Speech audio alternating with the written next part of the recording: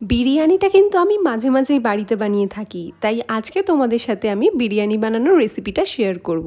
তো প্রথমেই দেখো, মাংসটাকে খুব ভালোভাবে ম্যারিনেট করে নিচ্ছি। টক দই দিয়ে মাংসটাকে খুব ভালোভাবে মেখে গোটা গরম মশলা, একটু বিরিয়ানি মশলা, এই সব কিছু দিয়ে মাংসটাকে ম্যারিনেট করে নিলাম। আর সাথে কাঁচা পেঁয়াজ আর টমেটো দিয়ে দিলাম। আর এদিকে কিন্তু আদা রসুনটাকে মিক্সিতে পেস্ট করে নিয়েছি। আর দেখো, পেঁয়াজটাকে আলাদা করে কেটে নিয়েছি, যেটা দিয়ে বেরেস্তা ভেজে নিলাম, যেটা কিন্তু বিরিয়ানিতে দরকার। আর আলুগুলোকে বড় বড় সাইজে কেটে সেগুলোকে ভেজে নিলাম। আর এদিকে বিরিয়ানির চালটা ভালোভাবে অনেকক্ষণ ভিজিয়ে রেখেছিলাম। তেল দিয়ে আগে থেকে পেস্ট করে রাখা আদা রসুনটা দিয়ে দিলাম। আর যে ম্যারিনেট করা চিকেনটা ছিল সেটাও কড়াইতে দিয়ে ভালোভাবে কষাতে শুরু করলাম। এদিকে মাংসটাকে কষতে দিয়ে ওই গ্যাসে আমি বসিয়ে দিলাম চালটা। চালের মধ্যে দিয়েছিলাম গোটা গরম মশলা আর একদম ভাত। দেখো প্রায় রেডি।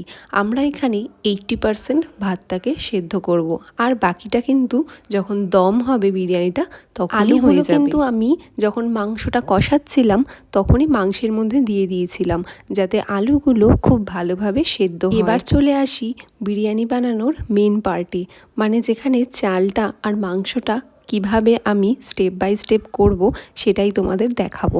দেখো, প্রথমে ঘি দিয়ে ভালো করে হাঁড়িটাতে মাখিয়ে নিলাম, আর একদম নিচে আমি রেখেছিলাম আলুগুলো। তারপরে একের পর এক সব স্টেপ বাই স্টেপ আমি আলু, রাইস, বিরিয়ানি মশলা, স্বাদমতো নুন, কেওড়া জল, গোলাপ জল সমস্ত কিছু দিয়ে আবার একের পর এক লেয়ার করে দিলাম।